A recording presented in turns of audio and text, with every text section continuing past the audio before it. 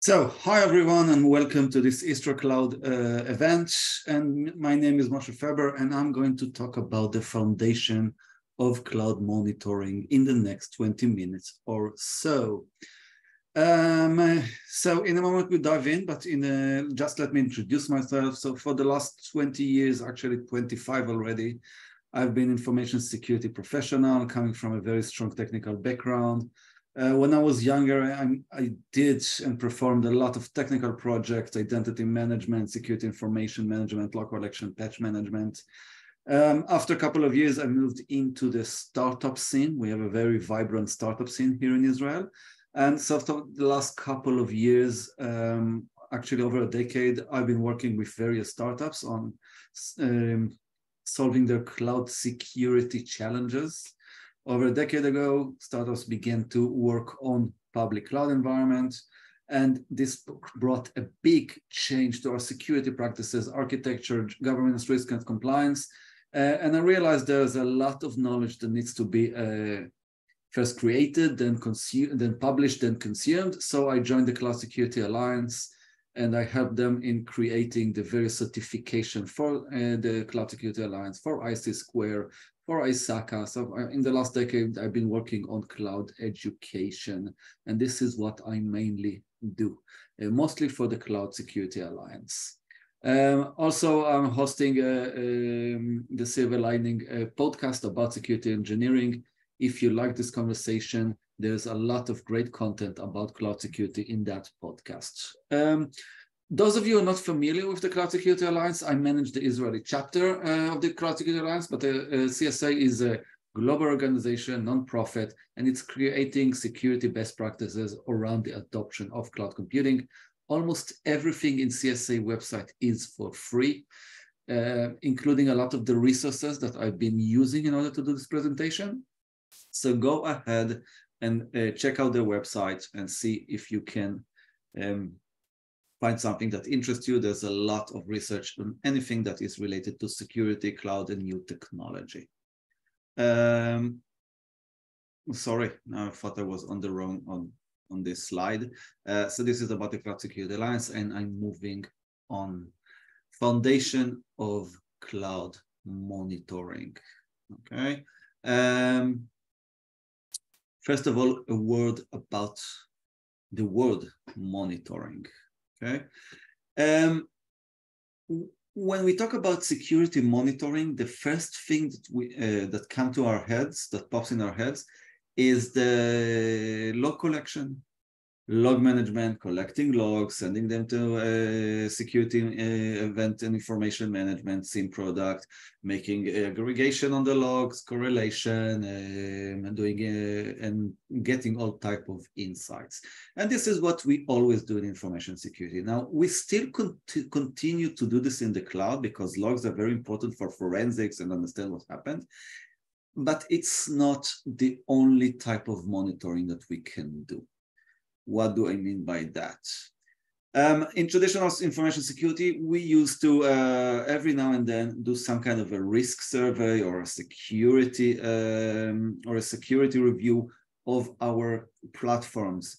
We used to run different tools on our Active Directory to check what type of users have not been logging on for a long time. We used to open up the firewall's dashboard and the antivirus dashboard to check the configuration and check the configuration for various applications that we've been using. And this was all part of periodic audits that are meant to check and verify that all our controls are in place. Now, in the cloud, we can do this automatically. The nice thing about cloud is that everything is listed, everything is monitoring, everything is written in a database somewhere because it is a managed platform and because the cloud provider need to provide us both with the visibility to what we're doing, and they also need a way to follow and bill us for every change that we do. Now, this type of, as a result, all the information about everything that is changed, all the configuration and everything is also located inside the cloud provider platform. And this type of monitoring, where I'm not monitoring the log, I'm monitoring the current configuration, it's called posture management. Okay, now this the term existed before the cloud, but before the cloud, it was all our posture reviews were really manual. As I said, going to the firewall, open up the dashboard and start. Okay, why do we have this rule with any accept and stuff like this? Because in the cloud, everything is, as I said, listed, gathered, and maintained. We can check the configuration automatically with automatic tools. And this brought a new family of tools that are under Gartner, is basically called them posture management. Okay. Now the idea here is I'm not monitoring the log, I'm checking the actual configuration. For instance, I can ask which of my users do not have multi-factor authentication? Where do I have folders or buckets, storage information that is, for instance, public?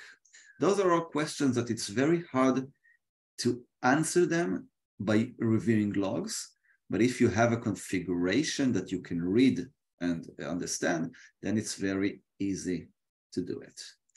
Now, this list of families that are called posture management, basically you can see them, they stretch between infrastructure as a service, platform as a service, all the way to software as a service. Some of the tools can work with, are basically designed to work mostly with infrastructure as a service, platform as a service, for instance, AWS, Azure, GCP, Oracle Cloud, IBM Bluemix.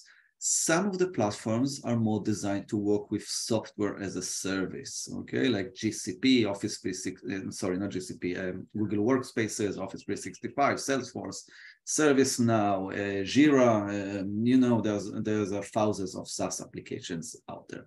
Some of those tools can work with both of them, but usually the vendors start with one type of service. For instance, they begin with infrastructure as a service and then they move to the other. So basically those tools, they might be relevant to all type of services, but they have their soft point, I mean, their strong point versus usually it's either SaaS or infrastructure as a service, platform service, where the vendor is more investing efforts, okay? So this is in general, and what you see here is basically a list of different acronyms that are being used to do this monitoring. And what we're going to do next is going to start reviewing them. And I'm starting, of course, from the left side to the right side, and we'll have one slide for each. Okay, the first type of monitoring is actually a combination of two different types of monitoring tools that about a year ago, Gartner has been unified them into one family, which is now called CNAPP, CNAPP, or Cloud Native Application Protection Platform. What you basically, for each slide, what you can see here is on the right, I gave you some kind of insights about CNAPP, which is more in general. For each slide, yeah. On the right, you will see the different general things about it. In the center, you will see the specification for each type of monitoring tool. And on the left, you will see example for companies that are manufacturing those type of tools. Now, a word about this list of vendors before I make anybody angry. It's not a complete list. It's just vendors that pop out of my hand. The list doesn't reflect any priority, okay? I just put them there. If there is anyone that I neglected and forgot to put in, I'm sorry, it's not deliberate. I didn't mean to make a Wikipedia page with all the details about this. I just wanted to give people some highlights on this. So please do not be offended if your name is not there. Simply send me a message and I will add you. Okay, and those of you who are reading this, this is not a priority. This is not a full list. You need to, for each family of tools, you need to explore your own vendors and see what makes sense. Okay, so this is about the slides in general, and let's dive in. So the first, as I said, it's CNAPP is a combination of two different type of families that Gartner has defined before. The most famous one is the CSPM, Cloud Security Posture Management, which is the first tool that began this posture thing. And this tool is about security management in general. It monitors the management dashboard of the cloud provider, both if you access it via API or command line or simply a web browser. It is checking your configuration. It is verifying, for instance, that your configuration adheres to certain compliance rules. For instance, most of those tools can checklist your environment against ISO 27001 or a CIS benchmark for your cloud provider, or a PCI or AWS/GCP or Azure well-architected platforms. Those are all things that are relevant, but those are all things that the CSPM is doing, but not all. They can do various other things, but this is the main thing. Offering is coming from third parties, but also all the cloud provider has their own solution, which is, for instance, the AWS Security Hub or a GCP Command Center or the Azure Security Center. Those are all basically CSPM tools. I think this is the tools that helps you the most because it will check for misconfiguration. This is the primary tool that you'll be using. But I'm using the word primary because, primary can be relative. Moving on, there's another family of tools that are called CWPP, Cloud Workload Protection Platforms. Those tools basically protect my workload. What is a workload? Well, the basic and most notable workload is virtual machines. But in the cloud, in the last couple of years, we see more and more workloads that are different, and this is containers or serverless or function as a service. Again, this is type of workload that are new to us, and this is why we need a new family of tools that can help us in protecting those services. What can I say about CWPP? Basically, it's your regular vulnerability scanner, only it is adapted to the cloud, and as I said, support different workload like containers, Kubernetes, serverless, functional service, and stuff like this. It is, what can I say about it? Yeah, so the main thing is to support the cloud native function or the new workloads. And bottom line, Gartner has united those two tools under one umbrella, which is CNAPP, because those tools are basically very similar to one another. Vendors that offer CNAPP, a lot of vendors offer CNAPP, almost all security vendors. For instance, for the large companies, you can see Palo Alto and Checkpoint. There are also new unicorns like Wiz, Orca, Aqua, Lightspin that was recently acquired by Cisco. And basically, as I said, every security vendor will have probably some sort of a CNAPP. And of course, the cloud provider has their own solution, which could be cost beneficial for most customers. And I'm moving on. This is the latest addition to the posture management family. I think it was just declared last week. Now it's, if you're watching this at a later point of time, now it's June 2023. So ASPM, Application Security Posture Management, is the orchestration of the entire development lifecycle. Well, as you can understand, this is focusing on infrastructure service, platform as service. This is where we develop things. The idea is that, okay, so we move to the cloud. We move to the cloud in order to develop faster and better. This is why we see new development platforms like, new development tools like continuous integration, continuous deployment, and stuff like this. And basically, application security becomes the most important thing because the infrastructure is mostly taken care of by the cloud provider. So the organizations can now focus more on application security, which has become very complicated, as we say. And there are various attacks to their own the application level. And the best example is a dependencies attack, attacking the open source packages that we all develop upon.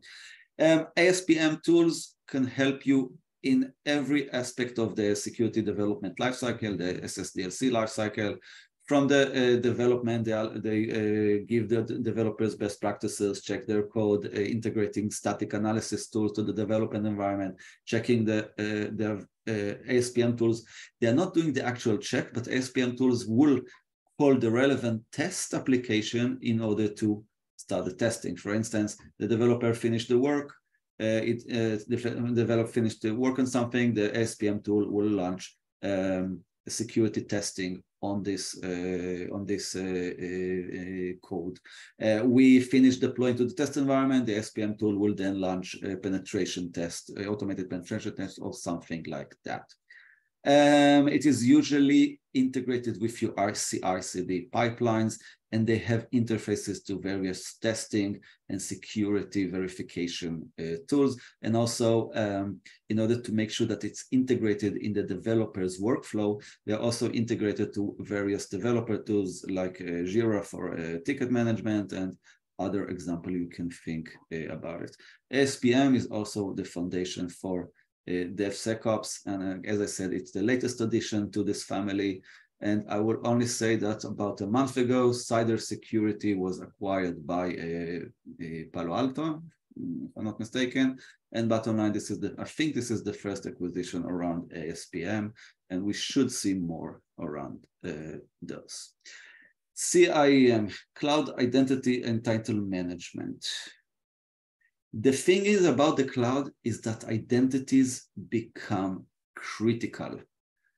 The only difference between a developer and a firewall operator is a line in the policy of the role of the developers. The only difference between someone who can break the entire production and someone who doesn't have any privilege at all is one line in the policy. So identity, information,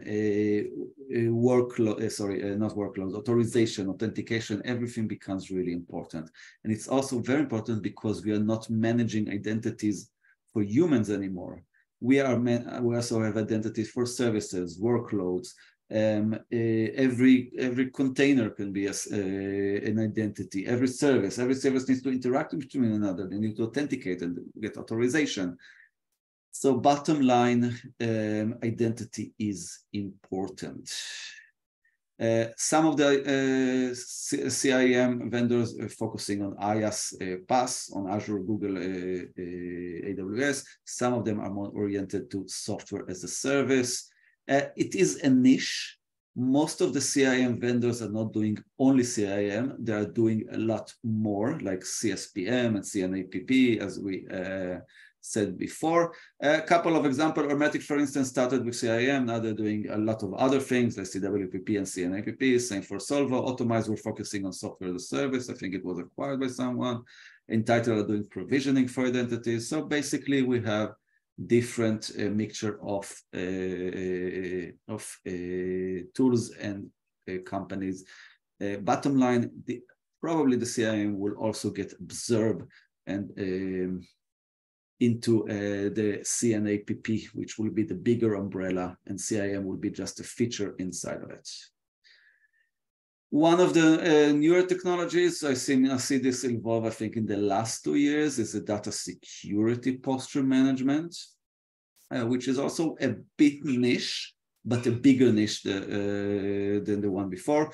Bottom line, my data is located and scattered in different locations. It could be on a Google Drive somewhere, on a OneDrive somewhere, on a S3 bucket, on a Google Cloud, on a Google Files folder, on a blob in Azure. I have a lot of places where my data is different location.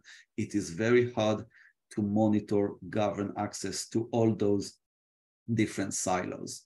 The idea of data security posture management is that they have basically interfaces to the various places that I store data, and they orchestrate the data security lifecycle from the discovery and classification of the data and all the way to real-time monitoring of who has access to the data and what. They usually support multiple cloud platform, a lot of software as a service as well. It's, what else can I say about it? It has a lot of similar aspect to cloud identity and data management. Why? Because access to data is usually determined by authorization and entitlement processes. So they have different, they're looking at different aspects that are very similar. And bottom line, they're mostly driven today by privacy laws, and they provide a lot of features around detecting privacy, detecting privacy breaches, detecting PII in data, and stuff like this. On the left, you can see various startups. I don't think there's a large vendor in this area. Some of the large vendors also have DSPM. I will also note Polar Security, which was acquired by IBM in the last month. So I think it was the first acquisition for the DSPM technology. And lastly, our last member of the family is the SSPM, SaaS Security Posture Management. So we started by talking about how do we monitor infrastructure service, platform service, remember CSPM, and then we moved all the way to software as a service.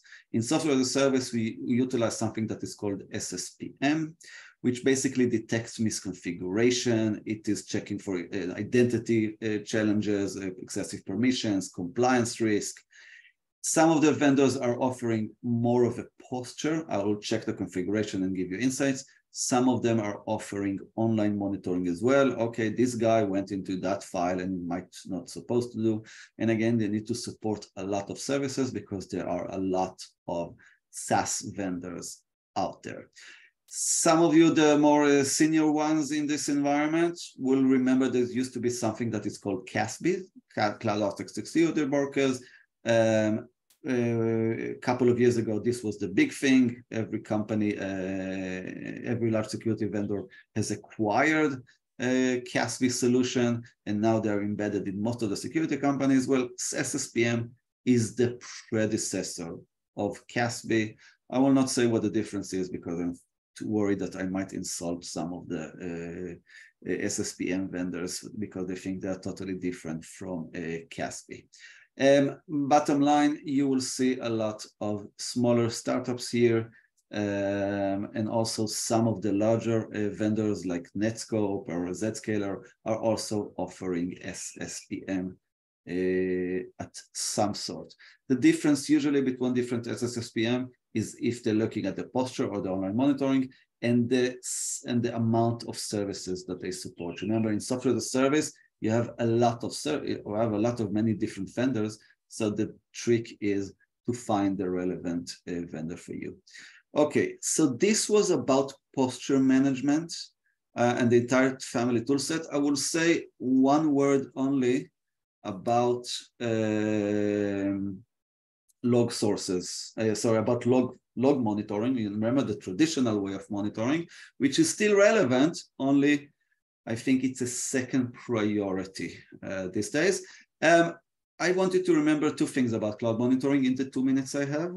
First of all, the cloud has many different logs, different formats, different ways of collecting them. The most important one is the cloud management logs, which cover the dashboard, API activity, and admin task, CloudTrail, or in AWS or Azure Operational Insights, or GCP logs. Those are all examples for that.